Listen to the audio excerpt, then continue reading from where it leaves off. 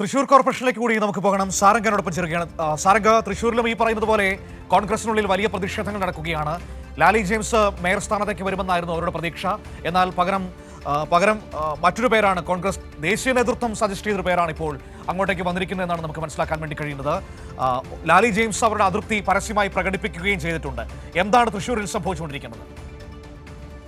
സൂചിപ്പിച്ചതുപോലെ തന്നെ വലിയ തർക്കങ്ങൾക്കൊടുവിലാണ് ഇന്നലെ തൃശൂരിൽ കോൺഗ്രസിന്റെ മേയർ സ്ഥാനാർത്ഥിയെ പ്രഖ്യാപിക്കുന്നത്. അതായത് KC വേണുഗോപാലിന്റെ അടുത്ത അനുയായിയും അതുപോലെ തന്നെ ഈ AICC നേതൃത്വത്തിന്റെ നിർദ്ദേശപ്രകാരവുമാണ് നിജി ജസ്റ്റിനെ മേയറായിട്ട് തീരുമാനിക്കുന്നത്. അതായത് മുൻപരിചയമില്ല, പുതുമുഖമാണ്. അത്തരത്തിലുള്ള ആക്ഷേപങ്ങൾ നിലനിന്നിരുന്നുവെങ്കിലും ഈ DCCയുടെ അതായത് AICCയുടെ നിർദ്ദേശത്തിന് അല്ലെങ്കിൽ നിർബന്ധത്തിന് DCCക്ക് വഴങ്ങേണ്ടി വന്നു. അത്തരത്തിലാണ് DCC നിജി ജസ്റ്റിനെ മേയറായിട്ട് പ്രഖ്യാപിക്കുന്നത്. അതിനുശേഷം വലിയ പൊട്ടിത്തെറികൾ ഉണ്ടായിരുന്നു. കാരണം പ്രധാനമായും ഈ കോൺഗ്രസ് കൗൺസിലർമാർക്കുള്ളിൽ തന്നെ പ്രധാനമായും അവർ പറഞ്ഞിരുന്നത് ലാലി ജെയിംസ് മേയറായി വരണം എന്നുള്ളതാണ്. കാരണം കഴിഞ്ഞ നാല് ടൈമിൽ ഇത്തരത്തിൽ കൗൺസിലറായിരുന്നു. അതുപോലെ തന്നെ ജനങ്ങൾക്കിടയിൽ സുപരിചിതയാണ്. അത്തരത്തിൽ പ്രവൃത്തി പരിചയമുള്ളത് ലാലി ജെയിംസിനാണ്. അതുകൊണ്ട് തന്നെ ഭൂരിപക്ഷ അഭിപ്രായം ലാലി ജെയിംസ് മേയർ ആകണം എന്നുള്ളതായിരുന്നു.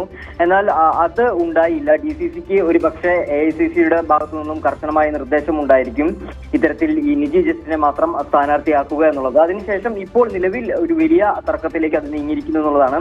കാരണം ലാലി ജെയിംസ് പ്രതികരണവുമായി രംഗത്തെത്തിയിട്ടുണ്ട്. കാരണം മേയർ പദവിക്ക് താനാണ് ഏറ്റവും കൂടുതൽ അർഹതപ്പെട്ടതെന്നും മുൻപരിചയമില്ലാത്തവരെ എന്തിന് ഇത്തരത്തിൽ മേയറാക്കി എന്നുള്ളൊരു ചോദ്യമാണ് ലാലി ജെയിംസ് ഉയർത്തിയിട്ടുള്ളത്. അതുപോലെ തന്നെ ഈ മേയർ തെരഞ്ഞെടുപ്പിനായിട്ടുള്ള വിപ്പ് ഈ ലാലി ജെയിംസ് DCC ഓഫീസിലെത്തി വാങ്ങിച്ചിട്ടില്ല എന്നുള്ള വിവരം കൂടി അറിയുന്നുണ്ട്. മറ്റ് കൗൺസിലർമാർ ഇത്തരത്തിൽ ഈ DCCയിലെത്തി ഈ വിപ്പ് തെരഞ്ഞെടുപ്പിനുള്ള വിപ്പ് വാങ്ങിച്ചെങ്കിലും ലാലി ജെയിംസ് അതിന് തയ്യാറായിട്ടില്ല. അതോടൊപ്പം തന്നെ ഈ സാധ്യതയുണ്ടോ?